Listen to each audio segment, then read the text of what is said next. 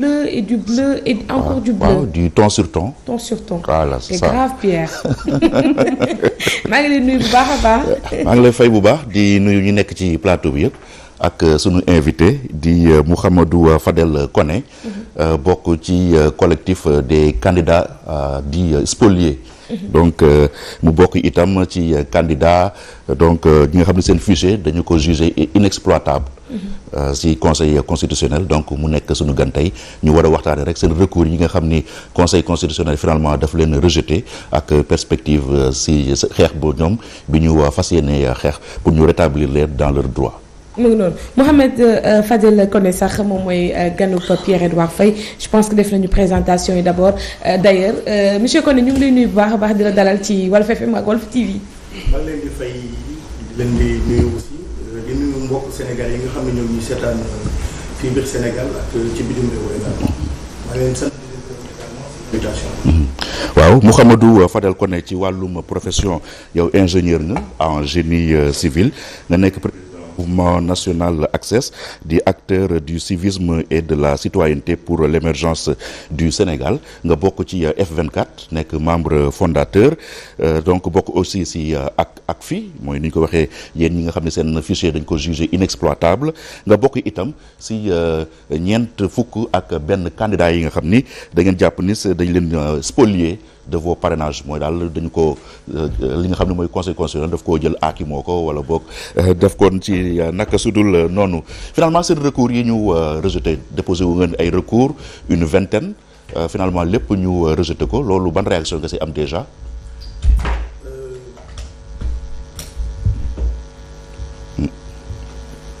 waaw Pierre loolu dëgg la ñun quasiment une vingtaine déposé na recours au niveau du conseil constitutionnel ñu gis ni recours yooyu yëpp daanaka nuñ ko rejeté mu doon loo xam ne duñ koy ñaawlu lool parce que en fait apparemment conseil constitutionnel sax da koy wax nee na moom su joxee décision kenn du ko ngàññi daal décision am la et puis jeex na c'est pas susceptible de recours mais mu nekk lu doy waar parce que recours yu bëri yu si mel na suñu recours ma joxe suñu exemple ñun duñu ni suñu fichier yi kenn mënu ko exploiter alors que bu ñuy déposer ñun suñu dossier duñ ci boole woon des formats papier donc tey su fekkee ni tey électronique bi dafa amoon problème mënoon nañu jël au moins le temps xool fichier yooyu xool dossier yooyu nga xam ni soumettre nañ ko au conseil constitutionnel mu nekk ay tonne papier je pense que 93 candidats ñu si nekk ku si nekk andi nga lu ci gën a néew 50 000 parrains ñu jël parrainage yooyu sànni ko ci mbalit bi je pense que c'est pas normal et même dans le cadre de l'environnement c'est pas quelque chose qui est bien donc voilà donc yan raison lañ leen wax la leen expliquer li tax seen dossiers yi nekk dossier inexploitable. raison bi c'est simple bu ñu ñëwee déposer suñu candidature du ñu joxe li nga xam ne mooy suñu clé USB bi nga xam ni DGE moom moo ñu ko joxoon donc clé bi nag ñun laaluñu ci dara luñ ñu ko joxee on a fait juste que copier suñu données yi ci biir clé bi dem déposer ko bu ñu ko déposer ñoom ils ont ouvert les fichiers ñu gis ni ubbi nañu fichiers yi ñu mën a compter le nombre de parrains région bu nekk dans les 14 régions ñu ni nangam parrain nga am te 7 régions yi aussi matal nañ ko ñun au total par exemple ñoo ngi déposé 52 118 parrains ñu gis parrain yi benn bu ci nekk ak critères rek ak conditions yi nga xam ne laaj nañ ko ci parrainage bi ñu def ko ñu defal ñu procès verbal signé ko ñun ñu signé ko donc bu ñu dellusee au niveau du contrôle ñu dugal clé bi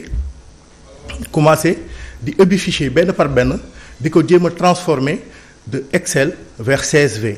donc su ñu defee opération boobu da doon am ay caractères spéciaux ak yooyu mais loolu ñun duñu leen laaj ñu leen lii si yéen la wala du si yéen du si ñun la mais ils n'ont pas répondu à cette question ils ont tout simplement dit que effectivement fichier bi mënuñu ko exploiter te ñun laaluñu format yi laaluñu paramètres yi on n'a rien touché des fichiers donc par la suite ils nous ont dit on vous remercie mën ngeen dem. joxuñu la sax temps ngeen expliqué wu. joxuñu ñu temps ñu expliqué wu joxuñu PV. Contrairement à ce qui a été dit le soir ci seen communiqué ils ont dit que candidats yi fi jaaroon tey ci journée bi yëpp jot nañu seen clé USB buy joxe le nombre de parrainage ak aussi seen procès verbal signé en bonne et due forme ce qui n'est pas notre cas donc mu nekk loo xam ne duñ koy ñaaw ñu gis ni aussi parrainage bi dafa bëri woon ay problèmes looloo waral sax ñu mettre en place collectif des 41 ñi nga xam ni sont spoliés de leur parrainage effectivement problème yi bëri na ku si mel na par exemple le cas de Ben Diop je pense que dégg ngeen ko le cas de Mary Teuw Niane et d'autres problèmes parce que par exemple Abdourahmane Diouf bi nga xam ni ay aaduñ dolli si parrain mi ou bien ku si mel na Alpha Thiam nga xam ni date limite date d'expiration bi dañ ci def ay -1 mu nekk loo xam ni dafa doy waar et il faut que Sénégalais comprennent ce qui se passe c'est une injustice. oui particularité yéen ñi nga xam ni seen fichier dañ ko jugé inexploitable mooy yéen yëpp presque vous n'êtes pas connu du grand public. Sénégalais yu bëri xamul. loolu moo ci doy waar loolu moo ci doy waar ñun ñu pensons que c'est ciblé. c'est vraiment très très ciblé parce que daanaka candidats yi nga xam ni ils sont concernés c'est quasiment tous des entrepreneurs. qui sont pas très connus du grand public effectivement ay nit la ñoo xam ne ñu mel na ñun ñuy liggéey dans le développement. de liggéey aussi pour le développement du Sénégal ñun suñu mbébét mooy que Sénégal émerge donc laaj na jar na su fekkee gis nañu tey politique yi échoué depuis 1960 ba léegi ñu ñëw ñun andi suñu apport suñu touche de nouveauté et puis combattre aussi système bi nga xam ni mi ngi fii en place parce que système boo xam ni chaque fois exécutif bi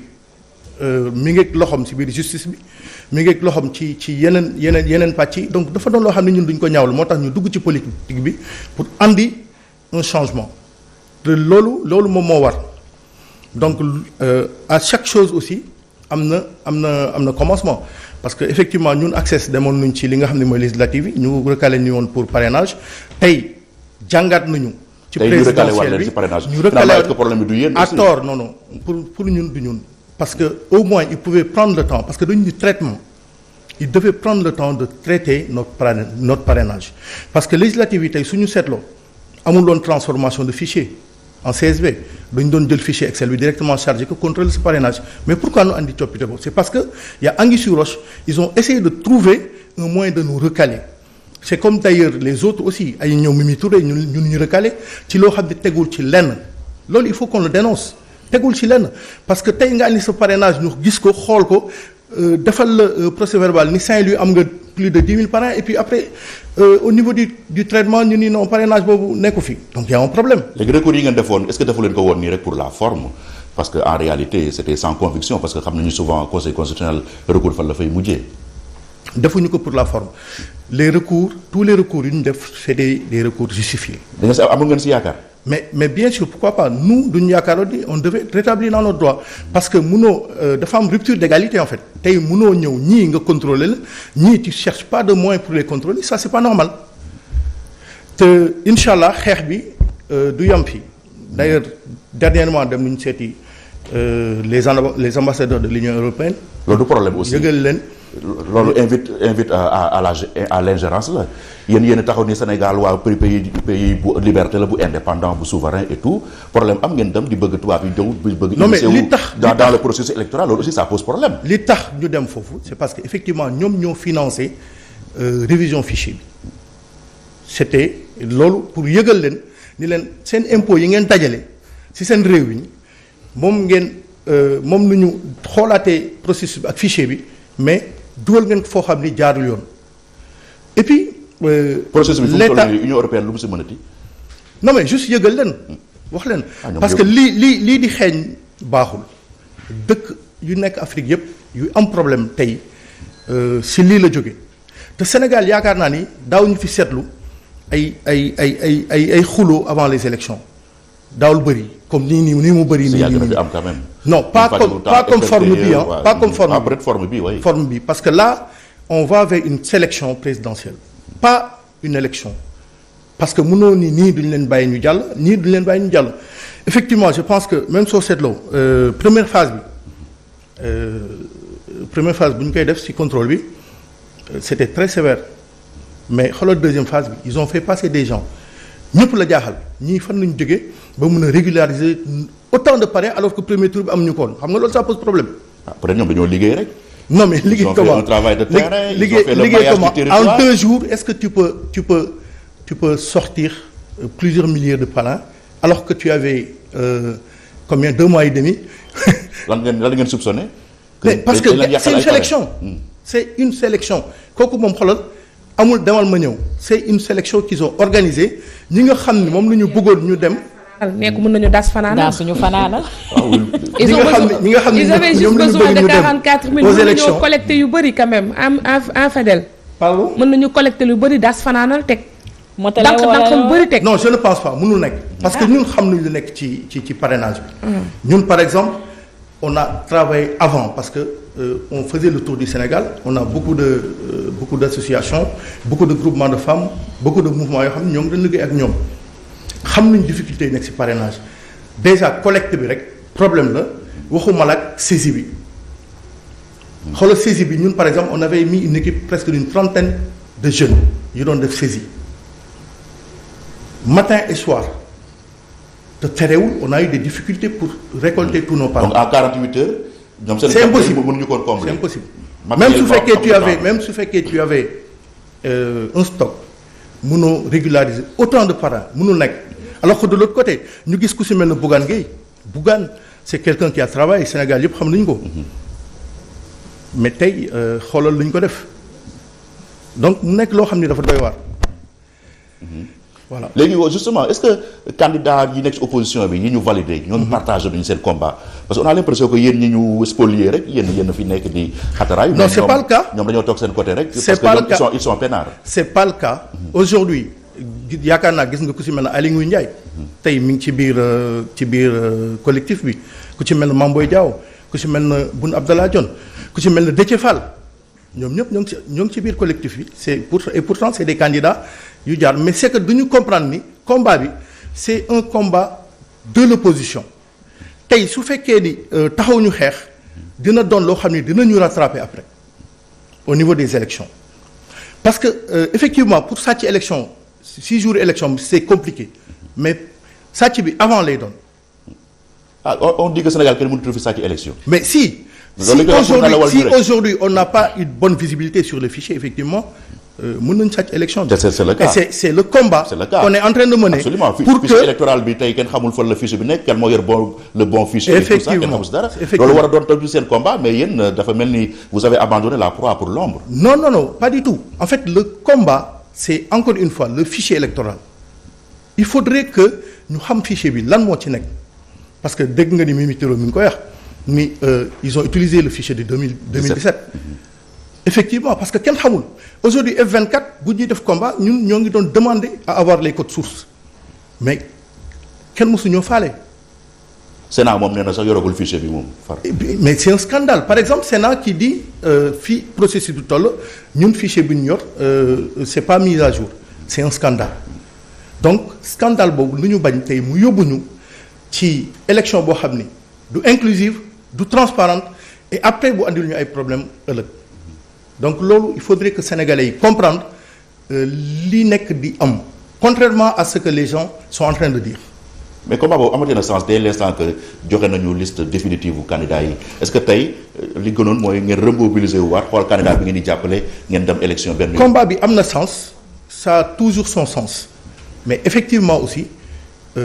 opposition bi yëpp dañu war a dem autour d'un candidat mais je pense que ça va être très difficile ak moment bi ñu toll pour que ñu mën a am consensus autour d'un candidat mais ce serait l'idéal. donc encore une fois ñoo ngi def un appel à toute l'opposition pour que ñu mën fi jëlee forfaiture bi nga xam ne mi ngi ci dëkk bi avec ñi nga xam ne ñoo nekk au pouvoir te ñu gis ni aussi lii am yëpp tout le temps loxoy buur mi ngi ci gannaaw donc chaque fois exécutif bi day melew ci li nga xam ni moom mooy judiciaire bi moom mooy yeneen affaire yi et je pense que le conseil constitutionnel l'a bien montré en évidence par rapport ak Ousmane Sonko par rapport ak attestation bi nga xam ni quittance bi nga xam ni CDC nangu ko jox ak aussi décision de justice yi nga xam ni waroon nañu ko appliquer et état bi ni du ko appliquer. léegi bu Karim Wade nag boobu du ngeen si wax wala da ngeen si d'accord. non la loi a été respectée wala boog da ngeen jàpp ni le conseil constitutionnel a manqué de tact parce que l'essentiel c'était qu'il renonce à sa nationalité mais française te def na ko. mais def na ko effectivement man je pense que waruloon sax. di jaar di joxe benn décret il pouvait juste se limiter au fait qu'il avait déjà annoncé qu'il a laissé sa nationalité française quoi je pense que aussi foofu c'est mon avis combat Karim Wade yéen da ngeen koy porter. mais Karim je pense que si les dernières nouvelles je pense que PDS rejoignent collectif des spoliés et effectivement combat bi je pense qu'on va aussi l'internationaliser. Il faut que aussi mu dem encore une fois je pense que au niveau de la Cour de justice de la CEDEAO comme ni que Maître Tine defee woon je pense que le combat foofu nañu ko war a yóbbu te loolu moom mooy la suite des choses. conditions yi mën nañu dem ces élections yu libre et transparentes. doy na war lu jot a seetaat la en tout cas ñun on va aller aux élections on a juste dit qu'il faut du temps il faudrait que ñu toog waxtaanaat et c'est la raison d'ailleurs pour laquelle ñu saisir ki nga xam ni mooy le président de la République pour wax di ko processus bi jaarul yoon dañ ko war a joyanti jaarul yoon je pense que rupture d'égalité dafa am te candidats yi duñu leen war a duñu war a xoolaat seen parrainage ba pare rétablir leen ci li nga xam ni mooy seen droit. joyante mooy lan report. Bon, pas forcément un report pas forcément un report mais le sujet le plus crucial tey moom mooy le fichier électoral ñu mettre à disposition et puis rétablir aussi seen ak seen yelleef ñi nga xam ne tey mooy ñu ci mel na ñun ñu xoolaat li nga xam ne mooy processus bi et puis c'est possible parce que 93 candidats en une semaine je pense que une quarantaine de candidatures mën nañu ko saytu si li nga xam ne mooy ñaar wala ñett fan. kon ba léegi yéen a ngi accroché aussi espoir boobu. mais bien sûr mën na nekk. te gannaaw ba ñu publier liste définitive yi. mën na nekk et puis aussi incha allah daañu démontrer que effectivement par exemple les parrains yi nga xam ne nee nañu nekk du si fichier électoral bi on va démontrer incha allah dans les prochains jours parce que xam nga 10 jours avant l'ouverture de la campagne électorale normalement on doit recevoir li nga xam ne moom mooy fichier électoral bi on va incha allah comparer li nga xam ni mooy parrainage yooyu par rapport à ce fichier électoral pour vraiment confirmer ou infirmer la fiabilité de ce fichier. Aïcha. Alors Pierre Fadel dama bëggoon xam peut-être parce que tey gis nañu ci benn une bu quotidien am benn juriste boo xam ne def na ne deuxième tour c'est inévitable ndax collectif 41 candidats spoliés yi ñoom dinañu bokk ci ñuy sóob seen loxo ci liy tax ñu mën a dem deuxième tour ou pas. mais effectivement deuxième tour mën na am parce que soo xoolee. déjà candidat mën na am loolu dafa war a am. Benno moom nee na ñoom premier tour la ñu jàll dem seen. non dafa war a am. pour dafa war a am voilà. parce que y a beaucoup de candidats. et aujourd'hui li nga xam ne mooy opposition lu ñu mën a def moom mooy waxtaan ci benn candidat bu unique boo xam ne dina mën a tey porter candidature opposition bi pour ñu jëli fi ñi nga xam ni. mais loolu est-ce que dina mën a nekk si parce que bu fekkente ne giitangaas gi ñu commencé woon moom moo leen indi jafe-jafe yi ñu nekkee nii yépp ndax dina mën a nekk yéen ñeen tënku ci kenn waxtaan la rek. lépp waxtaan la. waxtaan ci suñu biir xool ki nga xam ni peut-être mën nañu ko jiiteel incha allah koo xam ni profil am méngoo nag li ñu bëgg changement bi nga xam ni moom la Sénégalais yi bëgg parce que tey Sénégalais yi dañu bëgg a gis ñu bees gis ñoo xam ni comme ñun laalewuñu ci politique laalewuñu ci lenn li nga xam ni état la wala yooyu pour mën a andi changement bi nga xam ni ñun espérer nañu ko te ku ci mel na Ousmane Sonko doon ko prôné ñun ci loolu nañu tegu duñu bëgg système yi nga xam ne mi ngi fii ci réew mi système boobu mën a changer te loolu xeex la laaj ak aussi dajaloo booloo nekk benn. pour une première fois ci histoire élection présidentielle du Sénégal candidat nekk prison muy Bassirou Diomaye Faye démb invité naa fii benn professeur de droit constitutionnel nee na la loi ne prévoit rien dans ce cas de figure léegi nag pour yéen lan mooy solution bi est-ce que Bassirou Diomaye Faye dañ ko war a bàyyi même bu dee liberté provisoire mu battre campagne. mais loolu moom mooy yoon dañ ko war a bàyyi au moins jox ko liberté provisoire parce que sinon suñ ko deful day am rupture d'égalité par rapport ak yeneen candidats yi loolu moom mooy yoon lu ñu war a def moom mooy jox ko li nga xam ne mooy liberté provisoire mu mën a battre campagne comme ñëpp su état bi deful loolu def na lu dul yoon. loolu aussi bokk na ci combat yi ngeen di porter. mais effectivement parce que Bassirou ak Ousmane Sonko yëpp ñoom duñ nekk ci collectifu candidats spoliés également. Pierre Sam oui bëggoon naa ko laaj parce que tout à l'heure abordé nga le fait que 43 wala opposition bi bind benn bataaxal di ci interpeller le président pour mu sóob loxoom ngir ñu xoolaat li nga xamante ni moo di processus bi c'est pas un peu contradictoire parce que yéen ñi nga xamante ni yéen a ngi koy joxoñ baaraamu tuuma comme quoi moo nekk derrière toute cette situation parce que nag bu ñuy wax DGE ministère de l'intérieur mooy njiitam ministère de l'intérieur premier ministre président de la République est-ce que c'est pas un peu contradictoire te tey jii di ngeen koy sant sax bis bu ko defee est-ce que du gën a dëggal tey jii sóob gi nga xamante ni depuis lors mu ngi koy sóob ci processus électoral bi est-ce que xeex bi waroo leen ko woon a mener bien avant ñu egsi ci situation bi léegi. mais effectivement xeex bi dafa doon xeex boo xam ni avant nuñ ko waroon xeex et ñu bëri ñoo ngi ko doon xeex ñu bëri ñoo ngi ko doon xeex mais booloo bi ñu am tey amuloon démb et normalement le chef de l'État c'est la clé de voûte des institutions moom moo nekk au niveau supérieur et normalement soo gisee ñu bind ko c'est pour le mettre devant ses responsabilités loolu moom mooy yoon comme ministère de l'Intérieur ñun on a toujours demandé à ce que mu am un homme politique boo xam ne tey moom mooy diriger ces élections mais ça n'a jamais été le cas je pense que Abdou Diouf l'avait permis président Abdoulaye Wade l'avait permis mais président Macky Sall moom dafa ni ñett. oui parce que danañ administration mooy organiser élection pas forcément le ministre te on a une administration électorale très rodée. mais DGE dafa nekk ci tutelu ministère de l'Intérieur. CDC ci état bi la bokk. comprendre et ça s'explique aisément pourquoi tey ñoom ñu bañal Ousmane Sonko li nga xam ne moom mooy ak yelleefam te tey ku si mel ni Ousmane Sonko dafa doon bokk ci élection yi ñu gis ni depuis président Macky Sall bu mu fi nekkee ba léegi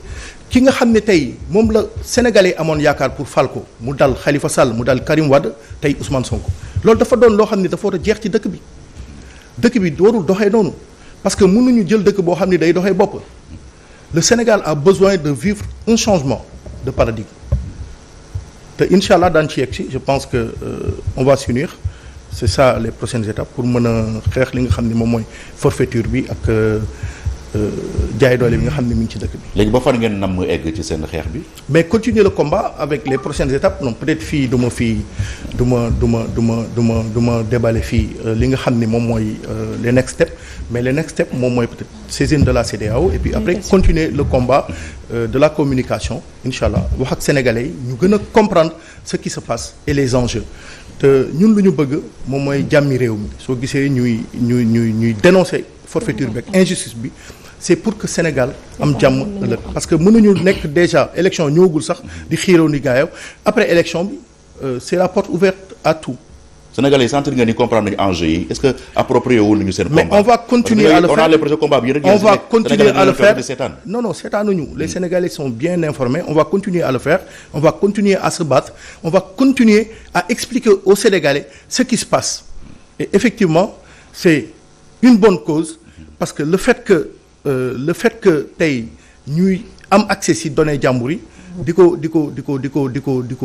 di ko salfaañe di ci def naka sudul noonu loolu il faut que ñu dénoncer il faut que ñu décrier ko processus bi c'est un processus biaisé on l'a dit toujours c'est un processus boo xam ni respecté wul ak yelleefu candidat yi. ba ngeen ci dem xamoon ngeen ko. mais comment on pouvait le savoir. pour ñun. il y avait des signes avant-coureurs déjà. comme signe comme quel signe. jafe-jafe yi nga doon gis ci terrain bi et tout ça. waaw mais mooy li ñuy wax rek. forfaiture la et puis c'est un système qu'il faut dégager d'ici et pour le dégager il faudrait que ñu nekk benn say pour mën ko combattre. Seydina. en fait man question bi ma ko bëgg a poser mooy man li ma xaw a jaaxal mooy que man ci seen démarche quoi parce que ñoom dañuy accuser président Macky Sall actuellement ni moom moo nekk ci ginnaaw processus bi moom moo ko nekk di biaisé alors que fan yii passé dañuy gis ñu bind ab téere ab bataaxal maanaam ab lettre jébal ko président Macky Sall di sàkku ci moom vraiment mu intervenir quoi. man loolu dafa ma xaw a jaaxal par rapport à ça. parce que boo leen accuser président Macky Sall ne moom moo nekk ci ginnaaw processus moo koy biaisé. ngeen wëlbati aussi di ko bind ab lettre vraiment di ko ñaan njëkk man je me pose la question. mais lettre bi amul fenn fu ñu koy ñaanee njëkk je pense je sais pas ndax vous avez regardé la lettre ou pas c'est mettre juste le président de la République face à ses responsabilités. C'était une lettre très gentille en tout cas. non mais il faut mais pas très gentil.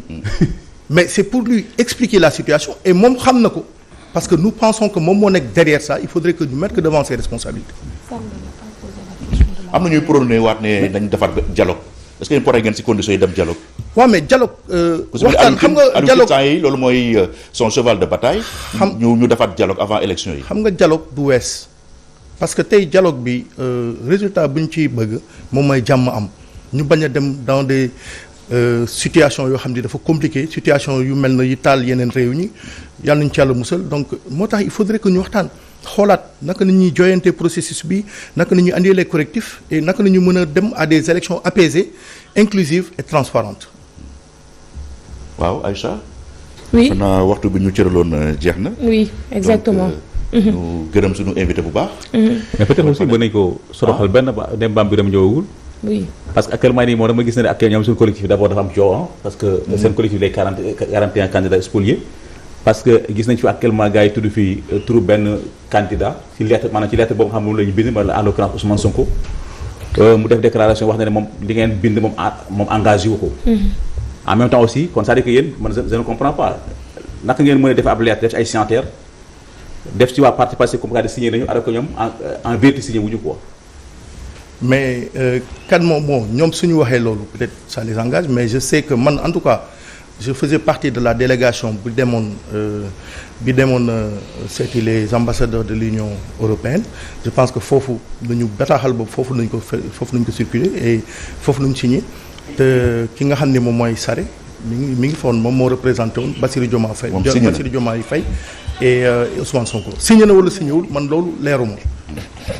loolu leeruma mais Ousmane Sonko su ko neexee mu mën na ni moom yabalul kenn et tout loolu c'est leur cuisine interne voilà mais en tout cas ils ont été représentés par Sarré à un moment ak aussi par El Malick si yeneen réunion yi donc yëg nañ ko mais peut-être mënoon nañu def objection laata ñuy génne seen bataaxal naan ñoom seen yoon nekku ci. bataaxal bi ça fait désordre quand même. waaw mais loolu lu ñu weesu la tey. lu ñuy wax tey mooy naka la Sénégalais yi di comprendre li nga xam ni forfaiture la te loolu moo am ci wàllu parrainage bi loolu wax bi tey loolu la ak naka la ñuy def ba am le bon fichier électoral mën a dem ci ay élections yu inclusive ak transparente c'est ça aujourd'hui c'est ça le débat. te loolu vu le laps de temps très court qui nous sépare de la présidentielle mën na nekk. mais bien sûr que c'est possible. parce que le 25. c'est possible on va continuer à faire du bruit inchallah tant qu'il le faut on va continuer à faire du bruit plateau yi. Plus que ça et puis daf yeneen action yoo xam ne daañu ko question de rapport de force la mais yéen dafa mel ni toog réunion daf communiquer rek si ngeen nekk. non mais c'est pas ça aujourd'hui action politique gis nga ko mobilisation bi gis nga ko la mobilisation qu'on est en train de faire elle se justifie parce que tey soo xoolee ñi ci mel na Aly Ngouille Ndiaye ñoo ngi ci combat bi et pourtant c'est un candidat parce que xam na ni luy xeeñ neexul tey même suñu demee ci élection yoo xam ne la mën nañu ko sàcc donc comment faire pour que loolu bañ a am ci combat boobu nañu nekk te inchallah ce sera un combat qu'on va gagner. J'ai comme l'impression que ñoom ñi boo moytu dañoo nar a demander à ce que vraiment élection yi ñu ba duñ ci participer quoi. boycotté. dañ ko nar a boycotté quoi ñoom. mais loolu xalaat en même temps aussi doon nañu joxe benn consigne aussi d'après seen démarche moom la may jox quoi. non boycotter élection pourquoi mais je pense que ça a été clair démb ci conférence de presse bi lu ñu bëgg mooy élection am mais pas dans ces conditions pas dans un processus biaisé. mais élection day am. Inch'Allah. waaw c'est ça mais boycotter élection yi pourquoi xalaatuñu ko parce que déjà lu ñu dund 12 ans de calvaire yi ñu dund il faudrait que mu jeex. classe politique bi nii yaakaar nga ne pare nañu pour dem élection pouvoir tout comme opposition. c'est ça mais en tout cas foofu nañu jëm te aussi le piège c'est que ñu nekk fii je pense que stratégie bi dafa war a leer à notre niveau le piège c'est que tey Benno Bokk Yaakaar moom di dérouler di def campagne déguisée derrière et que ñun ñu nekk fii di coow sans pour autant mettre en place des actions parce que les actions on va les mettre en place. donc le candidat de Benno am na déjà une ligne d'avance. actions yi nga xam ne tey aujourd'hui naka la ñuy def ba mën a préparer élection yi dans des très bonnes conditions aussi dans les points frontaliers ñu mën a teg suñu ay nit suñu ay ñoon yoo xam ne daañu mën a superviser élection yi et aussi dans tous les périodes am représentativité boo xam ne bu large lay doon combat bi aujourd'hui aussi également loolu la te ci liggéey boobu ñoo ngi ci inchallah. yaakaaroon ni le candidat de Benno am na benn longueur d'avance sur vous parce que moment bi ngeen di toog di réunion di def ay communiqué conférence de presse moom mi ngi dugg dans le Sénégal des profondeurs. mais xam nga di def campagne loolu aussi en réalité campagne lay def tey beneen candidat opposition su jugoon def loolu dañ koy arrêté et on l'a vu ici depuis ba Macky Sall président Macky Sall nekkee fii ba léegi problème yooyu rek moo fi nekk kumba am ndey kumba amul ndey dossiers yi ñoo si teg suñu courte dossiers yi nangam mais loolu ñun loolu nañuy xeex tey loolu nañu bëgg mu jóge ci réew mi voilà. jërëjëf merci beaucoup Mouhamadou Fadel Koné nga bokk ci 41 candidats spoliés de leur parrainage ñu ngi lay gërëm bu baax. merci Pierre-Edouard di gërëm di sant également waa groupe Walfadjri ci invitation bi di gërëm di sant aussi sénégalais yi nga xam ne ñoo ñuy seetaan ci biir Sénégal ak ci bitim réew. jërëjëf donc Aïcha mu nekkoon donc l'invité de PEF di leen jox rendez-vous suba ak jàmm. jërëjëf Pierre-Edouard Faye invité de PEF am na solo c'était aujourd'hui Mouhamadou Fadel Koné membre du collectif des 41 spoliés de leur parrainage moom la ñu amoon tey l'immense plaisir de recevoir ci réveil bi jaajëfal leen bu baax a baax mbokki téléspectateurs yi auditeurs yi dañuy amoon une courte pause le temps de xaar Mame Birame wàcc